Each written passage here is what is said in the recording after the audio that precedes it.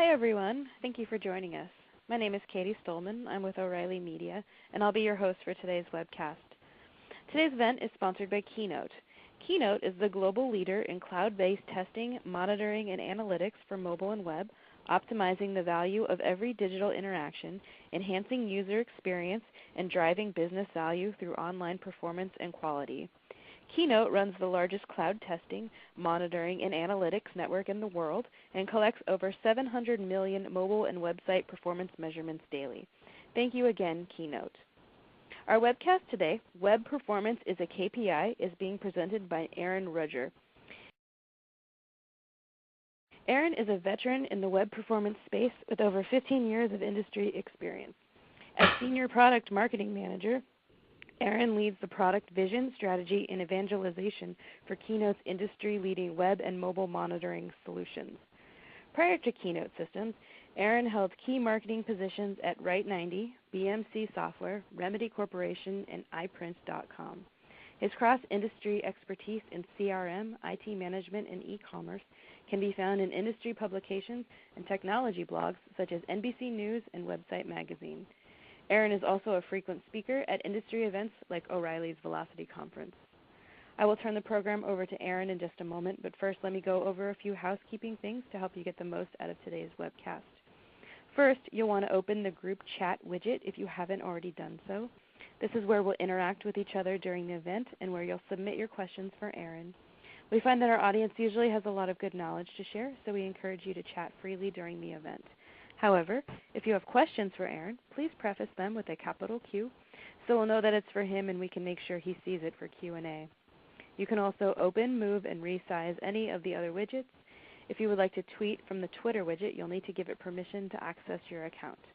Our hashtag today is VelocityConf, all one word, and the Twitter widget will automatically append that to your tweet so you don't have to. If you have any problems during the event, we encourage you to look at the help widget, which is very thorough. If you continue to have problems, post in the chat and one of our staff will help you. For choppy audio or stalled visuals, try refreshing your window. And remember that the best thing you can do for a good audio stream is close any apps that could be interfering. We are recording this event and we'll send an email to everyone who registered when the recording is available. It's usually within 48 hours. And at this time, I'd like to turn the program over to Aaron. Hi, Aaron. Hi, Katie. Thanks a lot. I really appreciate that glowing introduction. Good morning or good afternoon, good evening perhaps to everybody else who's joined us today on this webcast. And I'm really thankful that you've decided to spend a little bit of your day with us and with me to talk about web performance, and specifically in the context of it as a key performance indicator. And that term KPI is kind of some buzz lingo that is often found sprinkled in the higher levels of organizations to indicate that these are measures of business success that help guide companies and organizations as they navigate through their objectives. And so I'm going to try to focus this conversation today about the nexus between web performance and kind of that notion of business metrics that help really drive outcomes in organizations. Just so that you guys are aware, I'm actually located in the West Coast. We are apparently experiencing biblical proportions of rain and storms right now. So hopefully my continuity is going to be pure throughout this conversation. But just so you know, we are braving a great storm here, and that may impact some of our connectivity. So bear with us through that. What I want to do is just kind of start with something that, at least for me, is something that I can relate to, and hopefully some of you can relate to it yourself as well. And it's a problem that I have with my kids. And I've got 3 kids that are teenagers, and I love them dearly. But often I find that I just simply cannot understand what they are saying to me. I'll go into my son's room in the morning, and I'll try to get him out of bed, and he'll say things like, "Oh, Dad, this is entirely negative chill." And I can't tell whether he means that it's just cold in the room or he's actually being kind of grumpy. Or my daughter, if I ask her about maybe a new boyfriend that she's brought home, she'll say things like, "Oh, he's fancy and all, but it's not like that, Well, I don't really know. I can't really tell what you're talking about. And conversely, I find that when I try to talk to them, they don't understand me very well either. I often get basically this kind of reaction here, which is a lot of blank stares. And despite my ability to try to inspire them to conversation through either contemporary music or current world events or macroeconomic trends, we just can't seem to oftentimes make a good connection. And you might be asking yourself, well, what does this have to do with what we're talking about today? And it really, I think, is representative of kind of an experience that we in the performance community have with the business and trying to help them to understand what we're trying to do as far as performance is concerned and how that really impacts them. When we talk to customers, we hear pretty consistently that trying to manage performance is like herding cats. The business wants more. They want more advertisements. They want more social features. They want more traffic tracking pixels and way bigger pictures. And they want it usually right before your highest traffic period with no time to test. The content seems to be coming from more places outside of our control, faster, and ironically, seemingly, with less regard for what the customer has to endure.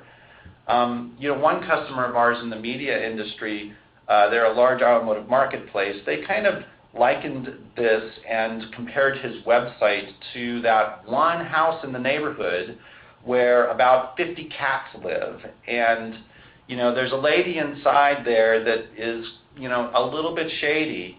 The house looks okay from the outside, but nobody wants to go inside. And so we kind of ask ourselves, why does this happen, right? Why do we get these disconnects when we try to talk to the business and help them understand the value of performance? And a lot of times it's just because, we're not talking the same language. And this can create some mistrust. Marketers seemingly are the most mistrustful of IT. There was a recent Forrester study that found that 43% of marketers actually believe that IT hinders success. So they tend to operate in a bit of a vacuum. And part of that is because it's difficult oftentimes to relate their digital assets and what they're trying to accomplish with those digital assets back to performance and how the technology is supporting the delivery of those assets. Often, if you think about it, explaining something like the median time to interactive page is raised above our SLA of 28 seconds for the configurator transaction, that's something that can easily get lost in translation. Do we really expect the business to understand the difference between our various measures of user experience, right? We've got about, probably, a dozen, maybe 24 different ways of describing timings and performance. Do we expect the business to understand why 28 seconds is the right number? What happens if it's 29 seconds? Why not 5 seconds, right? Fundamentally, the business is monitoring a different set of key performance indicators. They care deeply about things like engagement, loyalty, and growth. And so, to get the marketing teams and the rest of the business on board, it takes a narrative, that relates impact and influence of performance in the context of these KPIs. And I'll just give you another example of how kind of talking the language of performance can oftentimes, exacerbate the lack of communication or the confusion that somebody might have. And that's because oftentimes, things that we try to relate to the business about performance and the behavior of the technology don't make common sense. Anti-patterns emerge, right? There was a relatively well-known case study from YouTube that was published about their beta project for a version of YouTube they call Feather. And the Feather version of YouTube was an extremely lightweight version of YouTube.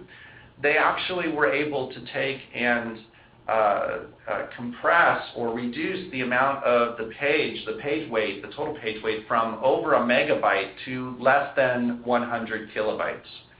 And, kind of like contrarily, when they started looking at the performance that was related to the page as real users were experiencing that page,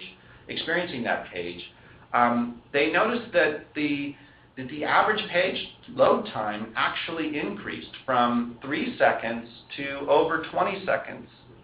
And so explaining that really objective data around what happened in this case without providing the context as to why that occurred would be something that could create even more confusion about the relevance of performance to business impact. And I'll just kind of give you the grand reveal, so to speak, as to why this occurred. And it was fundamentally because once the page became accessible as such a lightweight,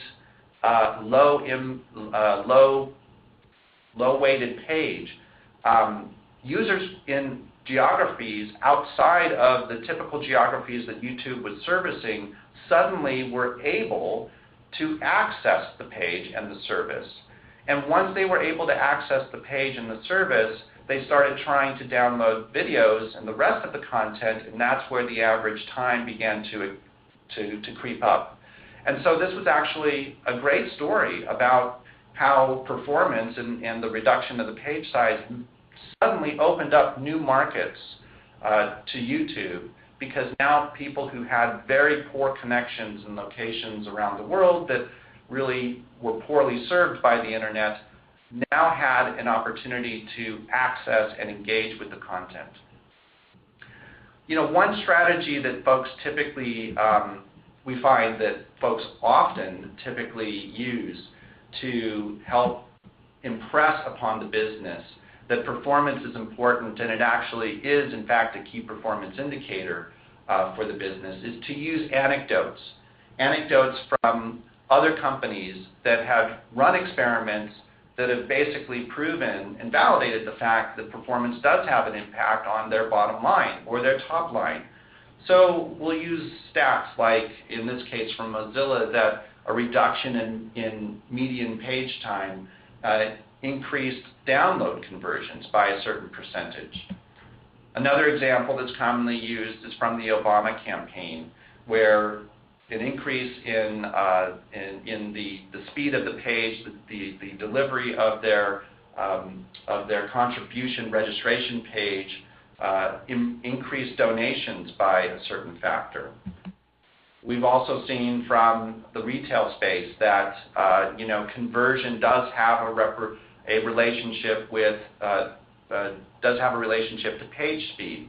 So these statistics tend to be often cited as a way to help validate to your company how performance does make an impact. And of course, the Megastats that gets thrown around is the $1.6 billion per second that Amazon is at risk of losing for every 100 milliseconds of download time.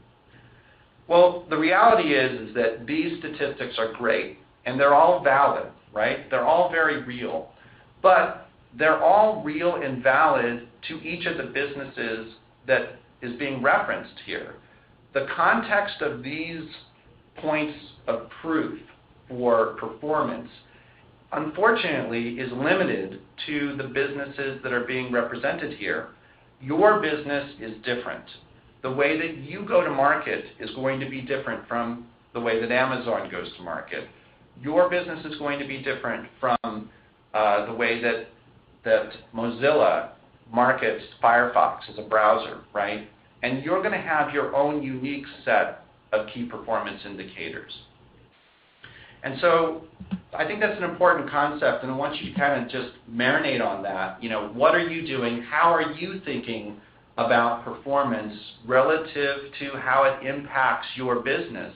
And I thought I would just put up some poll questions to maybe help you understand where you are relative to the rest of your peers and try to get some interaction here. So I'm going to go ahead and attempt to send a poll to you. All right, so the first poll is basically asking a simple question of whether or not you are in fact tracking user behavior metrics or other metrics that are associated with web performance and business performance, right? And specifically through the lens of user behavior. And so if you could just take a moment to respond to this question. It's pretty much a simple yes or no. Even if you don't really know, just go ahead and make a selection there. And I'll go ahead and at this point see what kind of answers we have. Let's see what the audience has suggested so far. Okay, most folks kind of rolling in at this point with a no. So I'll just go ahead and share this here so you can see it. Okay, so you can see that. And I'm going to go ahead and ask a follow-on question. And the follow-on question is for basically the 1/3 of the audience that is in fact looking at these two things together. Can you help share with the rest of us some of the specific metrics that you might actually be correlating or comparing to web performance? So if you can just go ahead and submit your answers to that. This one's instead of a binary response, you can select more than one here. So go ahead and select as many as you want. And I will go ahead and now take those results and share them with you. All right, so very interesting. So kind of a mixture here. Bounce rate seems to be the leader, and exit rate maybe not so much. And it's interesting. One of the things that we find is that when you look at metrics, a lot of times people like to glom onto conversion rates in particular, and what we find is that conversion rate is definitely a very important metric, but it's one that maybe is a little bit difficult to compare specifically to web performance, and I'll talk a little bit more about that as we move along here in the presentation. All right, so I'm going to go ahead and close this, and we'll move forward. So let's see where are we going next here. So, in terms of that, getting everybody on the same page, so to speak, right? As I mentioned before, it really does take that narrative around the marriage or the nexus of performance, right? Web performance in the context of these KPIs, in the context of these important business metrics that the rest of the business does care about. And fundamentally, reports and dashboards that highlight errors or latency, they need that context. And although a lot of us in the performance community, that's where we live, that's where we really put a lot of our focus and attention.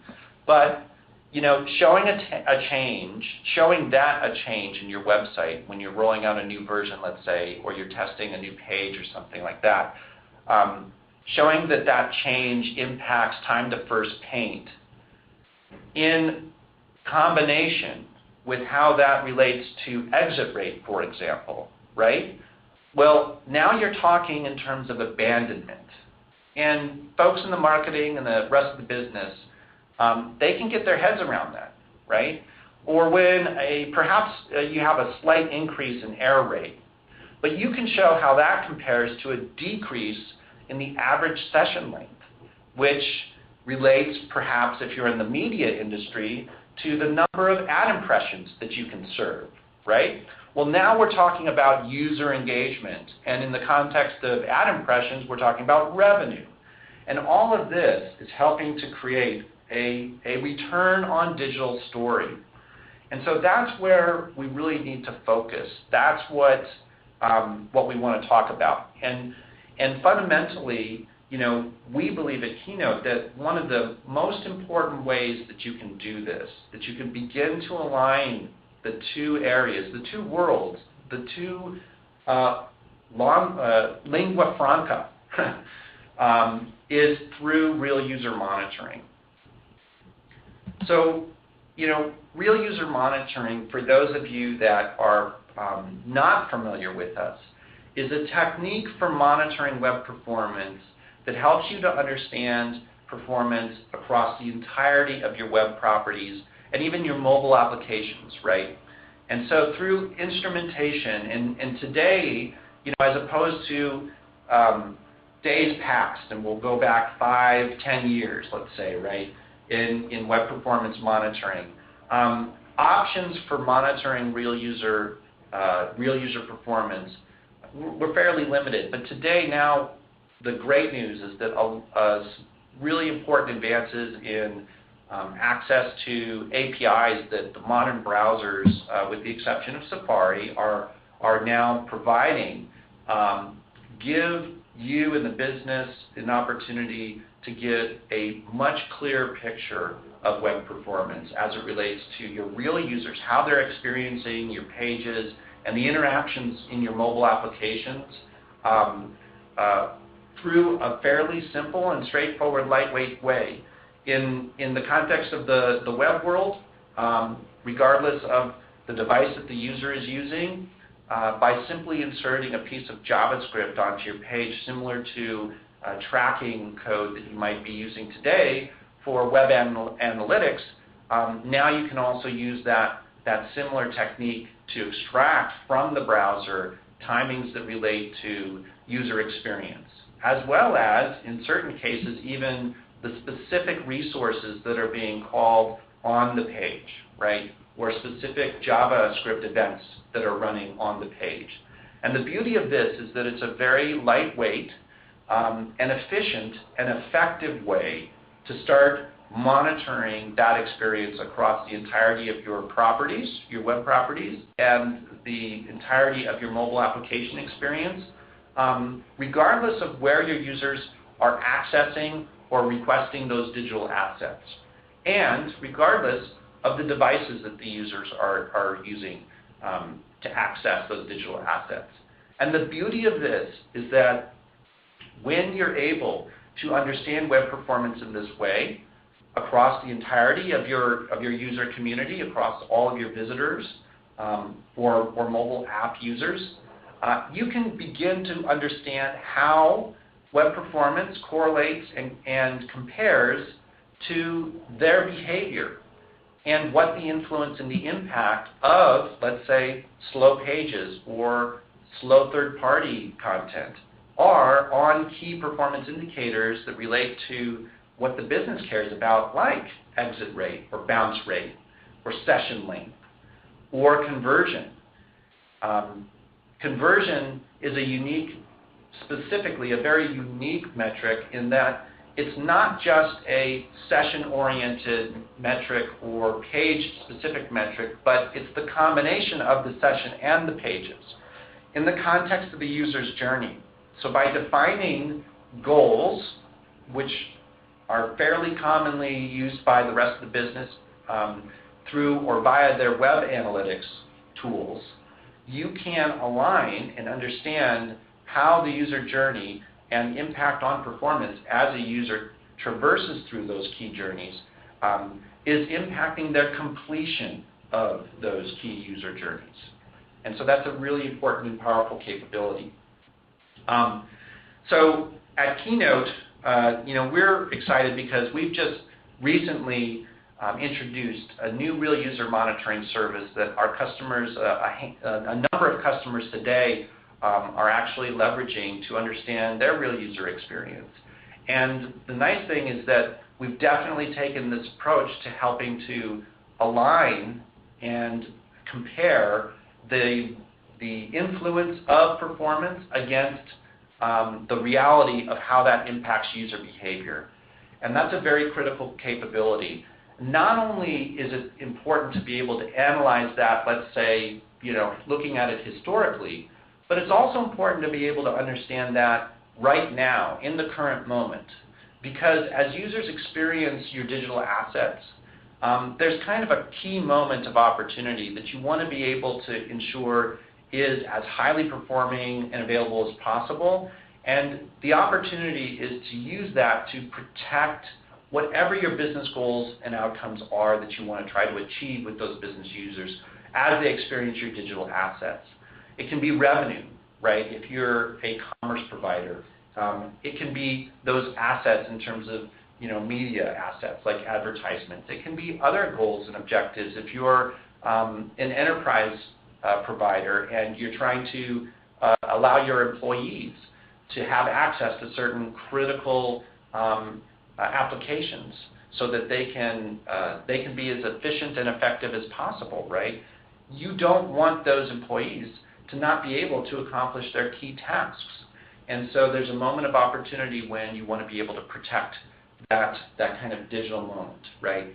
And so having real-time access to this kind of information is also an extremely important aspect. Just talking a little bit about the overall picture of how you can manage key performance indicators and the impact of performance on these key business goals. It takes kind of a yin and a yang of information that's coming both from your real users as well as information that's coming from your other systems of record, your other performance management tools that you're using today. Those tools can be tools that are looking from the inside out as well as the outside in. They can be tools that are harvesting information not only from your real users, but also they might be tools that are giving you information via active tests or synthetic tests. And so having a rich and integrated view into user experience, both from your real users as well as enhanced by additional data that can come from other systems like synthetic monitoring, we think is a really important thing that you have in order to drive decisive action. And the additional importance of that is that it's when you begin to go down the journey of aligning and comparing and correlating web performance with user behavior and business goals, you're going to need to analyze that information from across different systems, a lot of systems of record, because the more and more the business is going to see how performance does in fact correlate and drive user behavior in a way that can help them achieve their goals, the more they're going to want to understand how that relates to other aspects of the way that the business is being measured and monitored. And so that is where you begin to start seeing a cross-connection between web performance and business intelligence. And so having a web performance measurement capability that is open and extensible is really important, because you will in fact want to and need to begin blending multiple data sources from your business systems of record as well as your performance systems of record. I just talked a little bit about synthetic monitoring and synthetic measurements, and an important concept to keep in mind is that real user data can be a little bit messy. It can be a little bit hairy to understand. It can provide some contradictory signals, perhaps. And the great news is that with the emergence of big data technologies and new capabilities in terms of analytics, tool vendors are beginning to be able to take a lot of that fuzz, so to speak, out of the data that comes from real user measurements. But synthetic tests are also a great way of helping to focus and sharpen the insight that you can gain when you combine the two, they really are able to give you a better sense of performance in context. How is performance actually impacting the business? But where are my opportunities, and how do I take action against those opportunities? And I'll share with you one example, one case in point, and this was recently posted by the folks over at Guild Group. They posted a case study, and the link is there embedded in the slide, and I'm sure that we'll be able to provide additional information for getting at some of these resources if you'd like to read them in their full form. But the short of the story is basically that this is a fairly well-known retail company in the United States that uses both synthetic tests as well as real user measurements. And in this case study here, what they found was that their real user measurements were giving them a fairly good sense of where generally user experience was. And it's fairly well aligned with what their synthetic tests were telling them.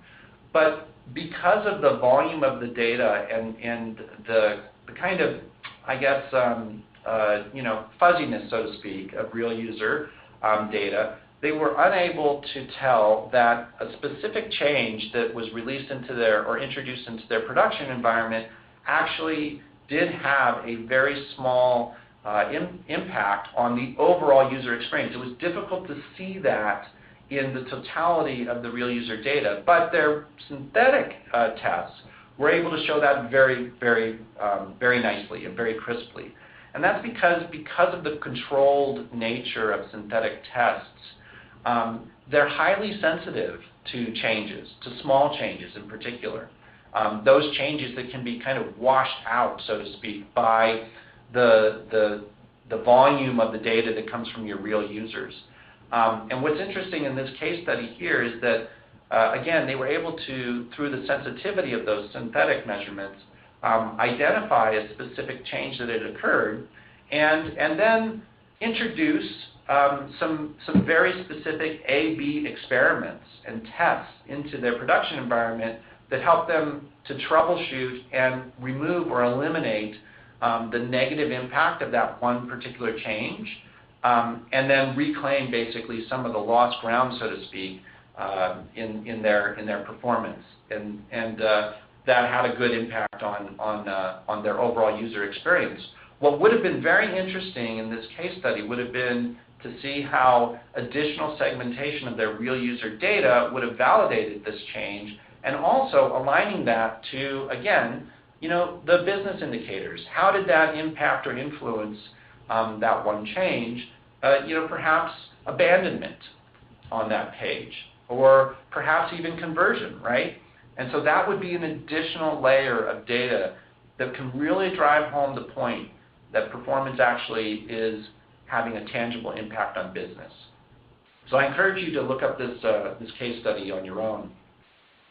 I think what I'll do is just kind of wrap up, with some closing thoughts on performance and business metrics, because I think that we've found, especially through talking with our customers, that web performance is in fact a key business indicator, and it's something that you have to own yourself.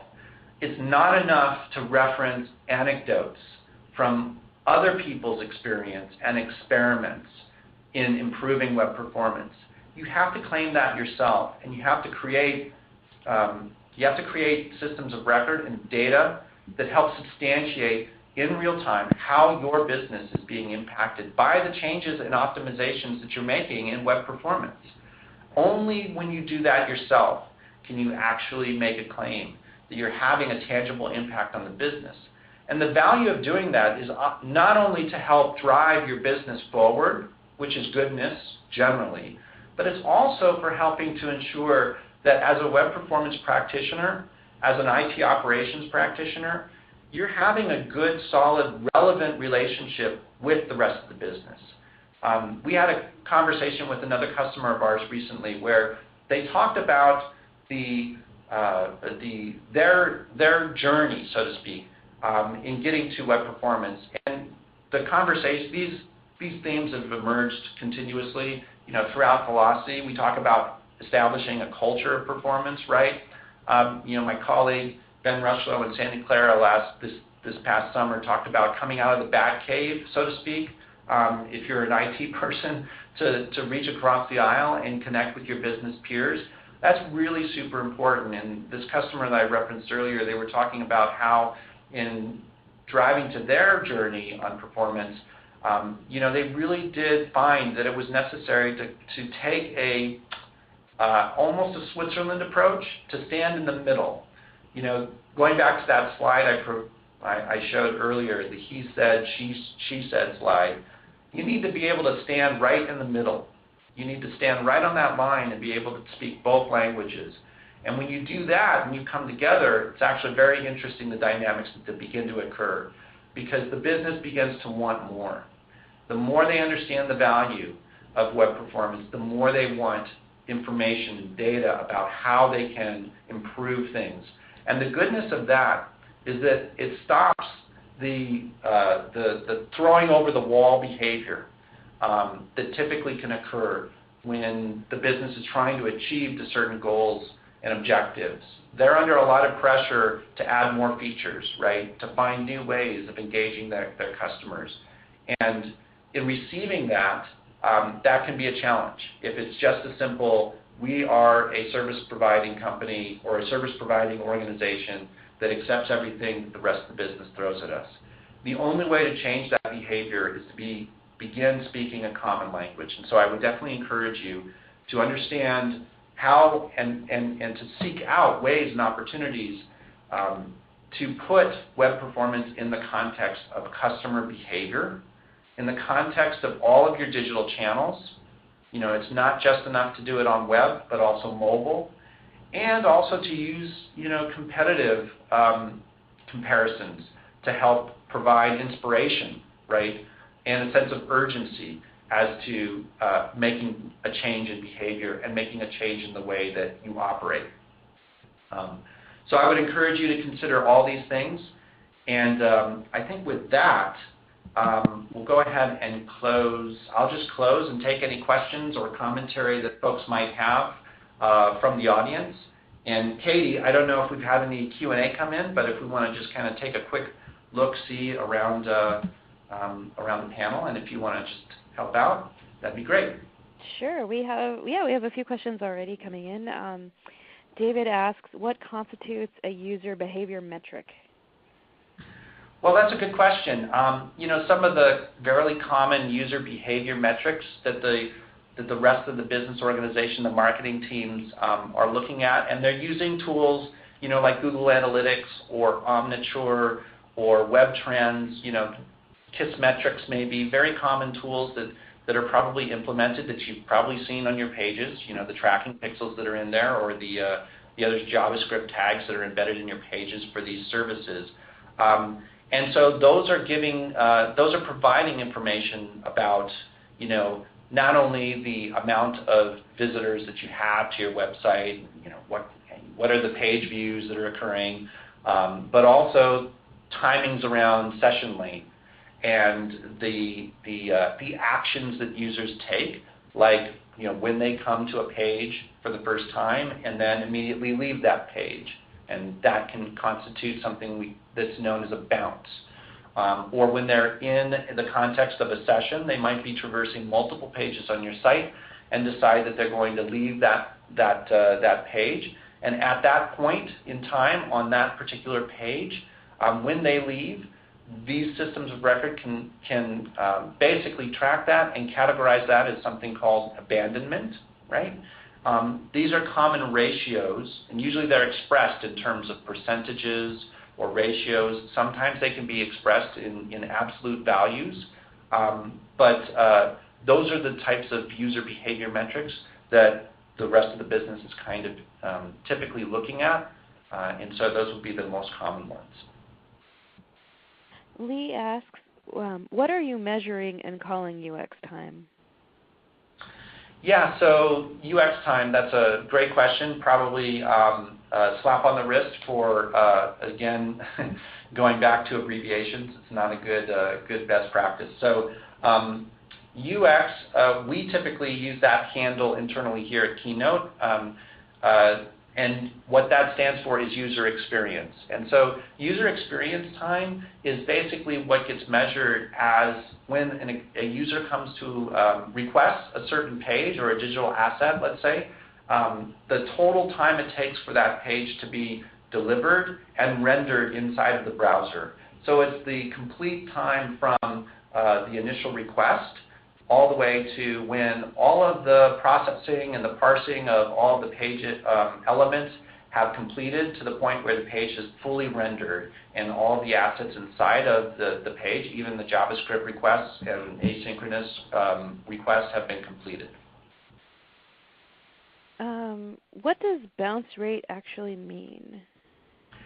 Yeah, so I think I kind of talked a little bit about this before, but the bounce rate metric is expressed, we actually here at Keynote align it with the Google Analytics definition for bounce rate.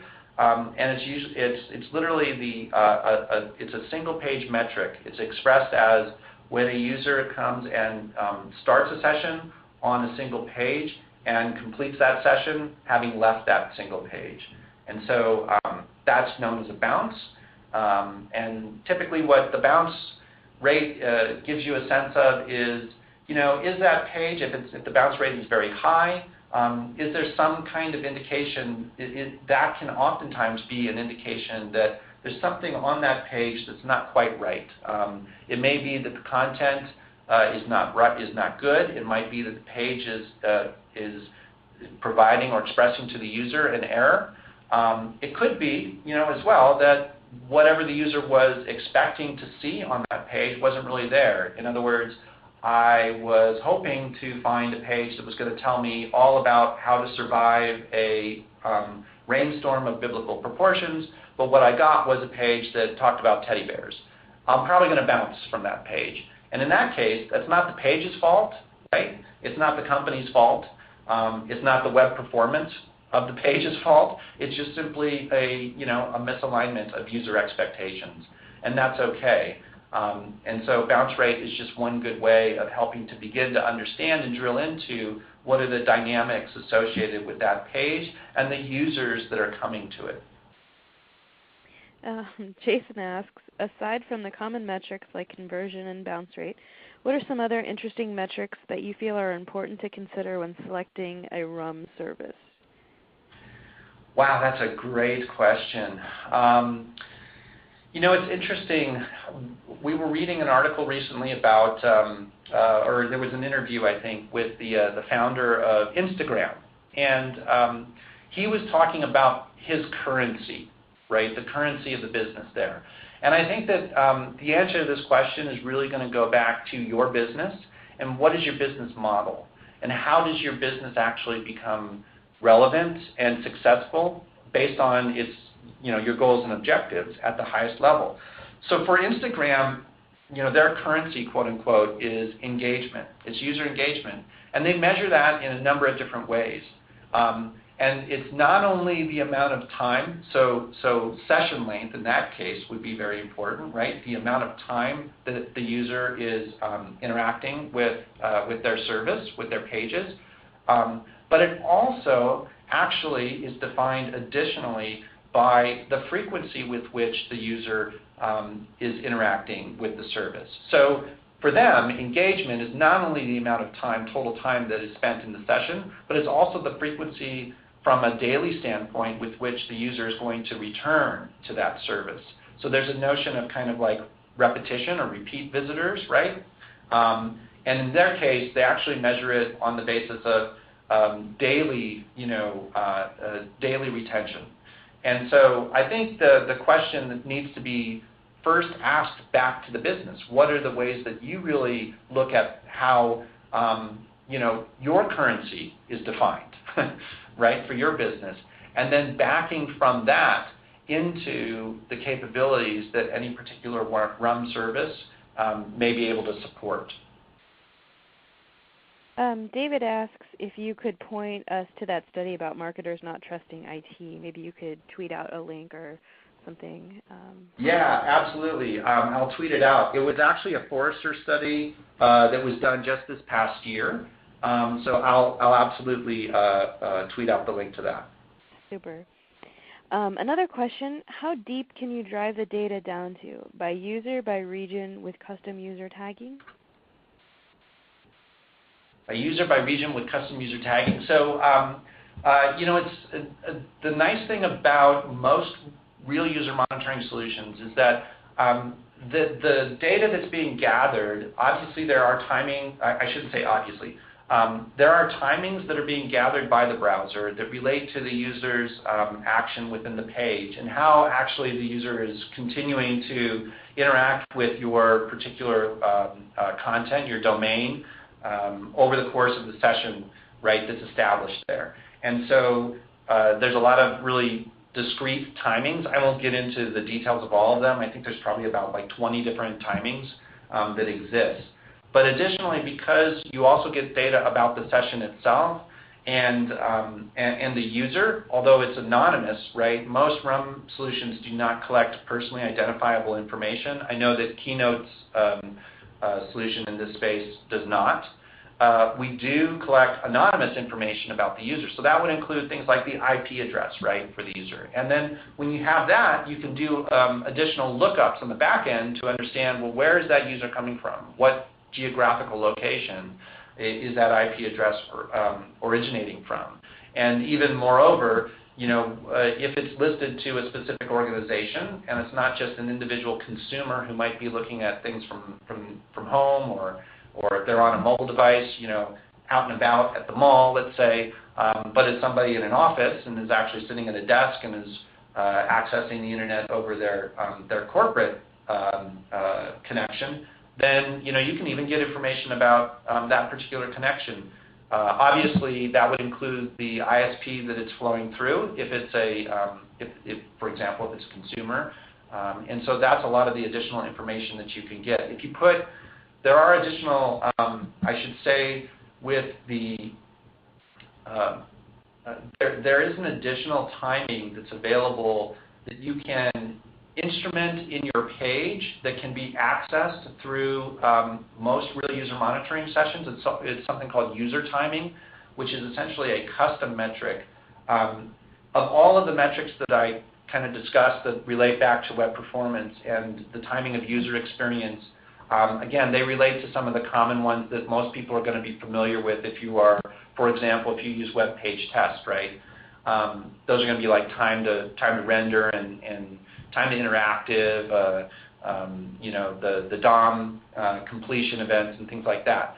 But user timing is a custom marker, so to speak, that you can implement in your pages that allows the browser to basically tell you as the web performance person when that event was completed and how long it took. And that's a way to basically mark in a page certain custom things that relate to maybe like when your page has rendered above the fold without necessarily having to include all the rest of the content that might render or lazily load below the fold, right? So that's one custom event marker. It's called user timing. It's part of a W3C specification. And additionally, with resource timing, which is another specification which is being implemented by a number of browsers like Chrome, for example, you can also get information about how fast objects embedded within the page, resources like CSS and scripts and images and other images or other elements that are on the page, it'll provide you timings associated with that as well. Let's see, a couple more questions. What performance SLA does Keynote provide for the RUM? Basically, what is the page load time cost to gather this data? That's a great question. So we do, for our service, for our tag, our internal testing and benchmarking that we've done basically finds that our tag itself impacts basically about less than 100 milliseconds of time in terms of page load time. So that's network time, and it's being distributed globally through a CDN, so that it has minimal impact no matter where in the world you are. But our overhead is less than 100 milliseconds. And let's see, one more question that has actually been getting some answers in the group chat, but we'd like to hear your thoughts. How can we calculate page weight? Do we have this facility in any monitoring tool? Oh, page weight. Oh, yeah, certainly. So, yeah, I'm sure that's being answered. So page weight, very common ways to do that. I mean, you can just use free services like webpagetest.org. That'll basically give you what is the sum total of content that's flying over the wire, right? When you request a page and it's being rendered inside of the browser. The total page weight is the sum total of all of the elements on that page, the base HTML, as well as CSS, JavaScript, and any other elements that are being used to help draw or render that page. So it's the sum total of all of that data that is being requested and received inside of the browser. So that's total page weight. And like I said, you can calculate that by using free tools like webpagetest.org, monitoring tools like Keynote's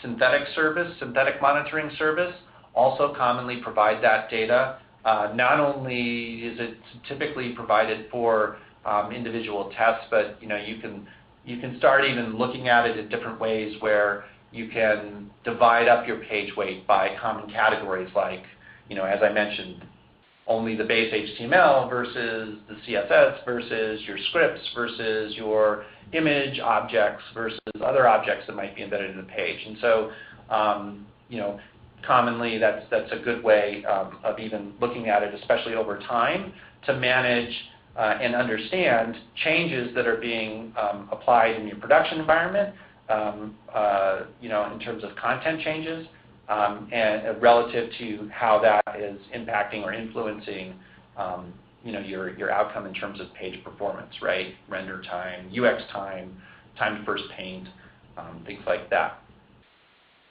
Let's see, we did get another question in. Does RUM provide any tips on items that aren't optimized, like items lacking HTTP compression, non-minified resources, concatenation of resources, etc.? Right. That's a great question. I don't know if that's something that many RUM solutions today, or any for that matter, are actually providing. I can tell you that the Keynote service, our real user monitoring service, is not providing that kind of after measurement analysis, so to speak, and recommendation for improvement. However, a number of synthetic monitoring services, including Keynotes, do in fact provide that. So, for example, the Keynote synthetic web monitoring service today, for every test, we actually do an analysis of all of the page objects that have been, and all the timings associated with the rendering of that page. We do an analysis of all of that data, and then provide basically a very simple score. It's actually a letter grade.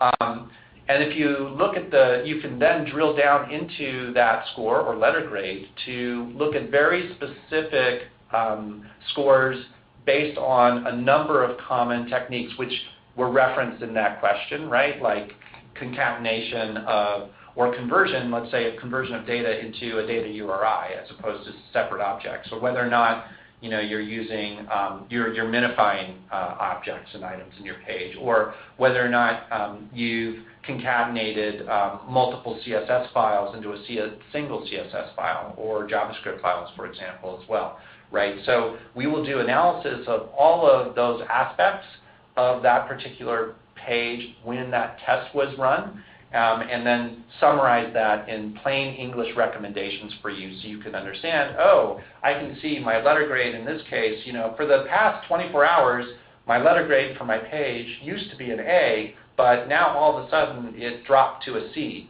And Keynote is able to say, well, the reason why it dropped to a C is because, you didn't do these things. And so that can give you a way of helping to very quickly make some decisions and take some reactive measures to address those optimization opportunities.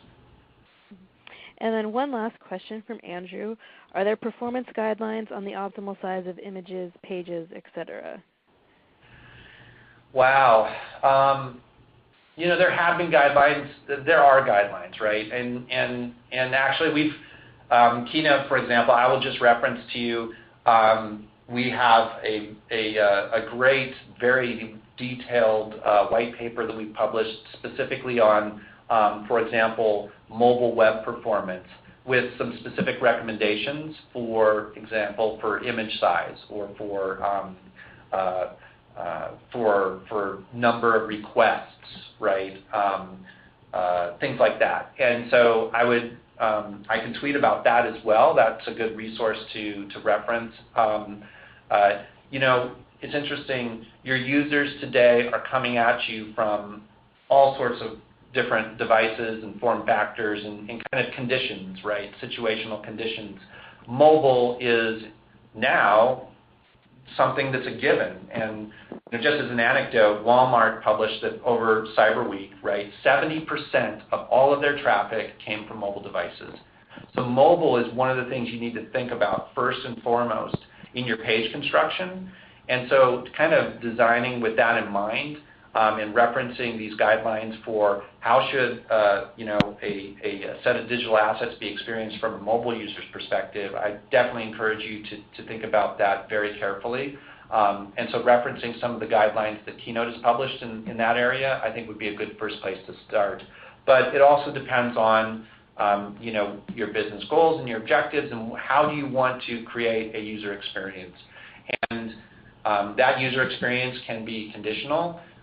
You want to make sure that you've got a good user experience on the first render, and getting to a good, kind of time to glass, so to speak, is a key goal and a key objective. And being able to provide additional kind of like progressively enhance that experience is a great strategy to take, right? And so I wouldn't want to say that all images should be less than 100K, because that may not necessarily be, in fact, a great way to create a compelling user experience, as long as it's done in a fashion where you're taking into account the fact that a lot of users are going to be experiencing your assets on mobile, and you take an approach that is more of a progressive enhancement, so to speak, strategy. Well, thank you so much, Aaron, for answering all those questions and presenting such an outstanding webcast, and for sharing your knowledge and expertise with everyone who's... Yeah, certainly. Hopefully it gives folks some food for thought and some inspiration as we close out 2014 and get ready for a great 2015. Cool. Well, we'd like to thank all of you that attended our webcast today and submitted such great questions, and we hope you have benefited from it. And as we close out, we once again like to say a big thank you to Keynote and let you all know that Keynote is the global leader in cloud-based testing, monitoring, and analytics for mobile and web, optimizing the value of every digital interaction, enhancing user experience, and driving business value through online performance and quality. Keynote runs the largest cloud testing, monitoring, and analytics network in the world and collects over 700 million mobile and website performance measurements daily. This will conclude our webcast today. Goodbye, everyone.